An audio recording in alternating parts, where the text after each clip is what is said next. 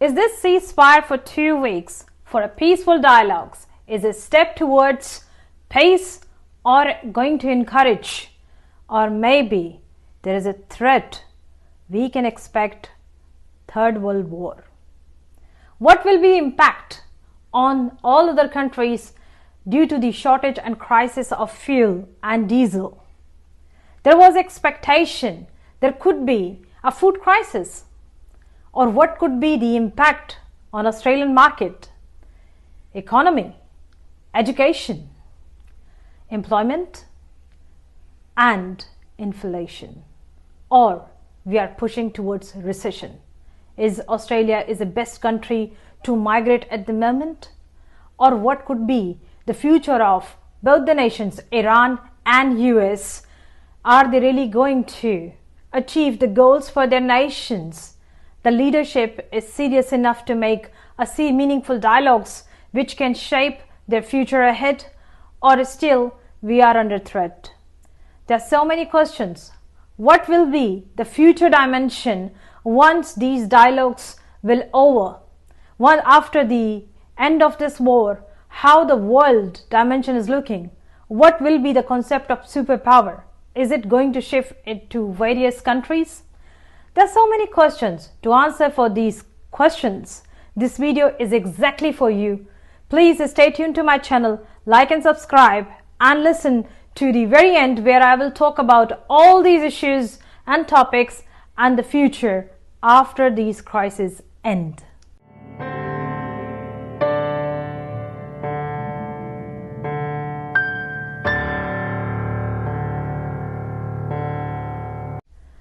Hello everyone, I'm Nadia with my new video, and the video is about how the world will look like after Middle East crisis if it ends in this next 2 weeks negotiation, and what will be impact on Australia. Is this a livable country or favorite country for the new migrants or people who are looking a new land for their dream home and for their dream life with their loved ones? Is this a land for them to travel? I will answer a lot of questions which I have observed, learn through the news and through my analysis, and I will share some key updates with you. Where are we at the moment and where are we going? The world was not ready in the end of February when on 28th of February, I believe, the attack started by US by assassinating Iranian regime Ayatollah Khamenei. Also, there was the attack on girls' school where the assassination was more than 165 girls. Iran retaliate an attack back on US bases available in situated in Middle Eastern countries. The reaction was happening, and both the countries fight. Israel also involved in the attacks, and these three countries have that war state results which can be seen through media, and media has done a lot of coverages how the attacks happen, and the world peace was almost in a stagnant phase. Of course, there are so many analysts who were worried about, are we really heading towards World War III, or this war is going to end, and what will be next? After approximately more than 39 days, there was a very fixed situation where we have seen and witnessed so many dialogues efforts being done or made by several people, several bodies, several head figures of different countries, and finally Pakistani Prime Minister and Field Marshal. They made last attempt of negotiation in Islamabad, and last night we have around 1 p.m. there was a tweet from Pakistani Prime Minister Shehbaz Sharif that the negotiation is almost in a stage where we can see a powerful efforts, and at the end we received a tweet from Donald Trump where he had announced that a mutual agreement of 2 weeks ceasefire is there, and next 2 weeks will be towards peaceful dialogues. So I will talk about all the dot points in this video and discuss what is next for us. So before that, I would like to talk about, I'm referencing different countries' reaction and the tweet times. There's the time which I'm saying, like sometime in US, there's a lot of time difference, so I'm quoting our time. So if you see the difference in their respective country timeline, as I can say in Pakistan, 1 a.m. is different than what time is in our country. So there are a lot of hours difference from each region. So managing that timeline sometime is critical, but I try my best to make sure you understand which time, which country announce in which tweet what is their final decision. So we are going towards the peace talks. What it mean to us? During this war, what happened? Fuel crisis. Fuel crisis we observe in West country, and through Al Jazeera and different podcasters and news analysts who are doing a fantastic job. They helped us to understand in which country how this fuel crisis is going on. So if I'd like to say that, like, how do I summarize? I will talk about the nearby countries, like we are living close to Fiji. We are living close to, there are some other countries which are quite nearby, Bali, Indonesia, where they have imposed some lockdowns. Some states they imposed work from home so they can save fuel. Similar approach taken in Australia, where our ministers, Prime Minister Anthony Albanese advised us to only use the fuel which you really need to. If you don't want to travel, or if you are just avoiding travel during that time, that will be a great help to save fuel. Being a responsible citizen, majority of the Australians follow the direction. Whoever not booked with their holidays, they saved fuel and they try to support government as much they can. Of course, we've been informed that if the war is going on and not stopping, then there is a possibility we might see the hard days like inflation. We might see the possible outcome when fuels are not around. Farmers won't be able to provide us the vegetables on time, and the diesel trucks will not be available to pick the rubbish bin. And there are so many services which may be impacted. And the oil is the only thing which we are importing. There is a fertilizer come through the oil which we get through Middle Eastern country will not be available for farmers to do further harvesting, which can impact on our crops and at the end impact the availability of food or might lead to a food crisis. Since this war started, there is a fear among the communities in every country, and Australia is not far from those countries. Though we are a country where we have a lot of resources, Australia is producing its own LNG and also one of the great gas service provider to various facilities. And also Australia is not charging higher taxes on LNG gas to the countries where it's importing it. But overall, Australia is a country where they import a lot of things, such as petrol from Middle East and various other places. Yes, the world is having 20% consumption of oil from Middle Eastern countries, and the Strait of Hormuz is one of the most important route for them to get the fastest service delivery of these oil so they can use in their respective countries, and based on that they plan their reserves and facility. According to oil refinery laws, each country should have or must have 90 days petrol reserves, oil reserves, I would say that. But Australia has 30 days. It's for some reason we don't know, but it's going from past 50 years. Australia never worked on those sites, but maybe this war impact may encourage them to work towards it. But this is the reality, we have 30 days reserves. And with that, Australian community shown a lot of vigilance, and they were worried about what will be the next outcome if this war will not stop another 2 weeks. That was the panic which can be observed during the Easter time, where people did panic buying. They were storing food because they were expecting another COVID situation here. Petrol prices start soaring. People start little bit hoarding in different section for petrol because there was so many pumps where the petrol availability was not there. Petrol stations were waiting for the petrol to be filled, the tanks to come and fill, but most of them where the diesel was unavailable.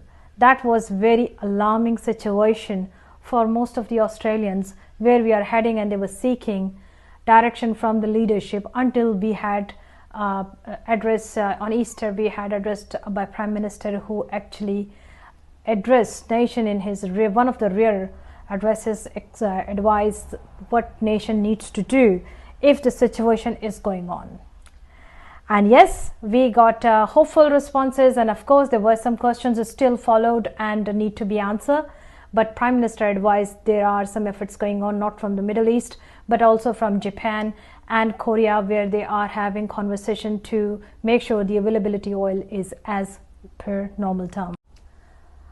Oil is not the only thing which Australia import from other countries. Australia is also a very big importer of meat. Actually, it's exporting the meat to, sorry about that, the Fletcher is one of the organization which I have visited during my MBA in Orange, where they have a massive meat supply for the Middle Eastern country, and that meat is halal, and they were sending on daily basis. So this is something is also one of the strong point of Australia. But what else Australia is importing, I will list them in this video. That they are importing oil, they are importing a lot of products from China, they are importing rice and lentils, some other products they are importing from the other countries, so of herbs, and those are the items which actually empowering community from different background to lead their life with the fullest. And this credit goes to the country, like the way they are encouraging all the imports and the availability of the products which other communities like to enjoy and eat in their day-to-day life usage. So Australia is a multicultural land full of a lot of opportunity, but same time there were challenges which we have faced due to this war. When this war started, what was the Australia's stance? Not to participate in a war which is not ours, and look for the peace, look for the diplomatic dialogues, and look for the harmony among the countries and region, which is a very sensible exercise. Our leaders were quite attentive towards the matter. They were informed, they were in negotiation or communication where they were in favor of peace, which shows how much Australians are looking for peace around and promoting it. So which is a very good representation come from the leaders as one voice of a nation and the support towards community. But the challenge was for the country, what we are going to do. And the challenge is not end yet, because this is just the temporary ceasefire for next 2 weeks, where Iran, Israel and US will consider the ceasefire terms and come up with the full-time agreement, this war, how this war will end and what will be the terms. We will not discuss what are those terms, because those terms I will highlight in the video, and you can see in the caption what terms they have exchanged with each other and how they want this war to be end. But the impact on Australia is very important to learn that. If this war will not end, or somehow the situation will be tough or end, what could be the next for Australian to consider? Job market. Job market is very important. How job market is linked from this? Because when this oil crisis are there, let's say this war over today, and ceasefire will continue for unlimited period, and we are seeing peace around the region for a long time. The Strait of Hormuz is open as per the agreement between the countries. Then still the life not will be back to normal. There will be a situation where we need some help. Of course, what are those areas?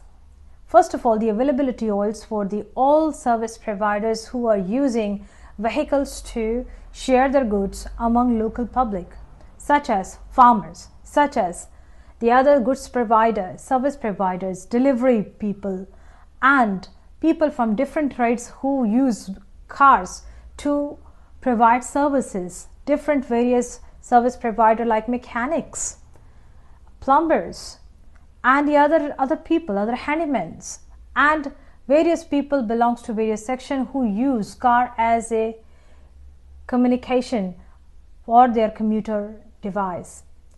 So something needs to be really important for Australians to consider. Are they having the same availability of oil on a price as a petrol which they were having before?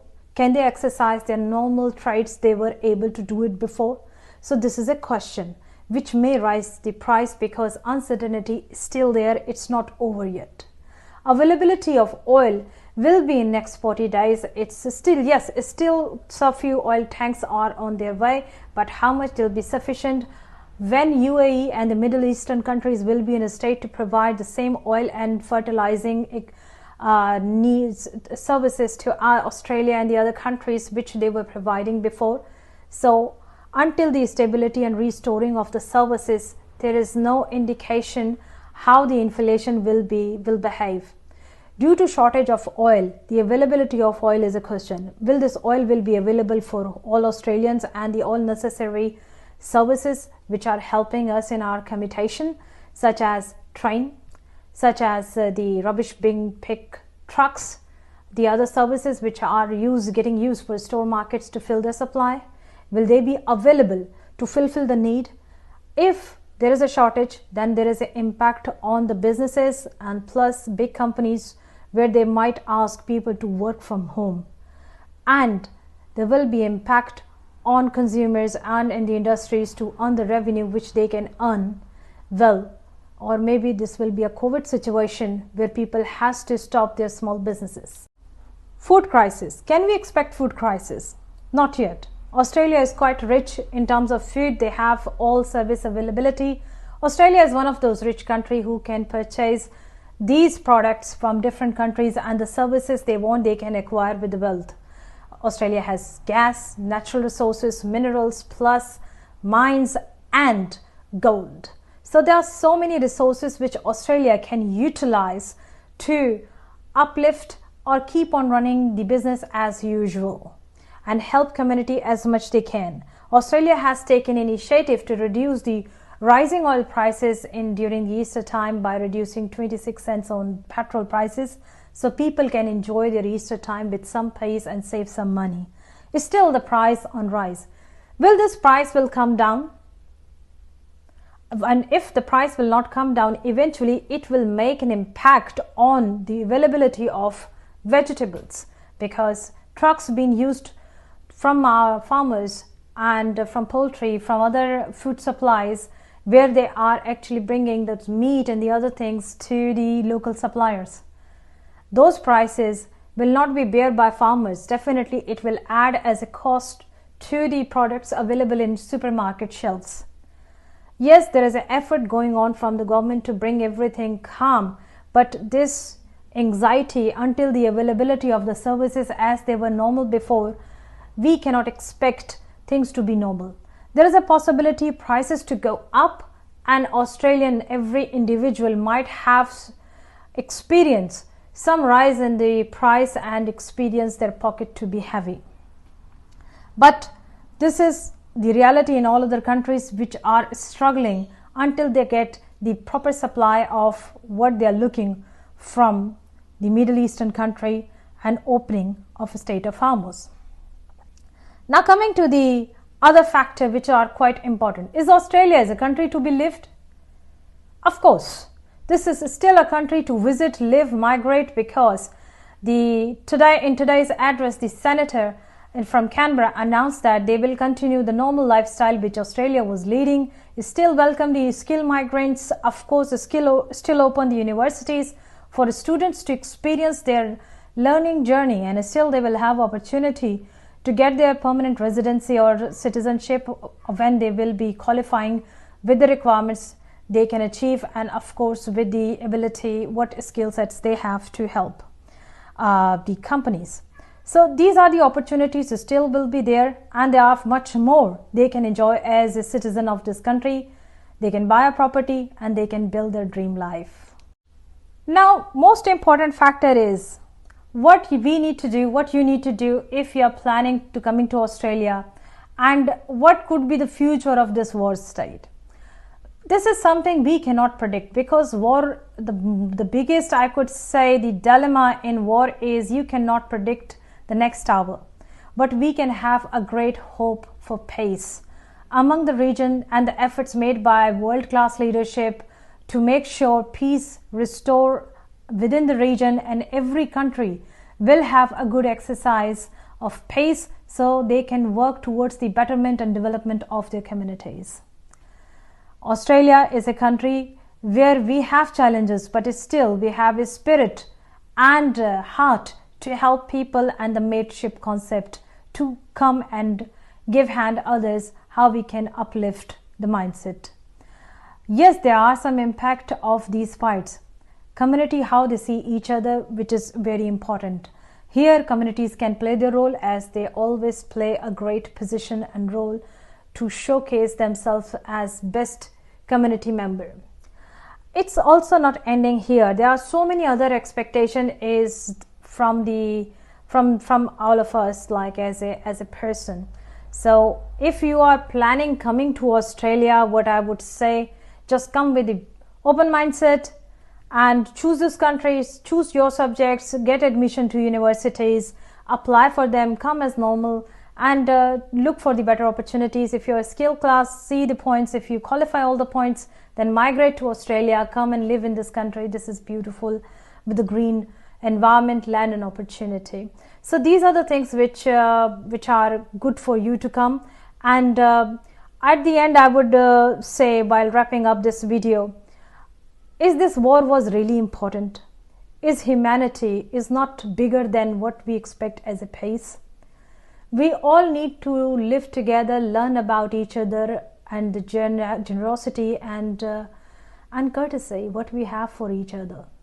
So there are so many things we are looking from each other. World needs prosperity, peace and harmony. Countries who are not stand beside this war, or they stand against the war, they all were worried about what will be their future, because both the countries, how they will react and what relations they will have once the war will end, or it will unfortunately go on. So the first thing you can do, just save your money, make your plan, go with the fresh mindset. Don't worry about what happened to the next, but just think about what you like to achieve for yourself. Keep going, keep growing, hope for the best, and please like and subscribe my channel, and I will see you in my next video.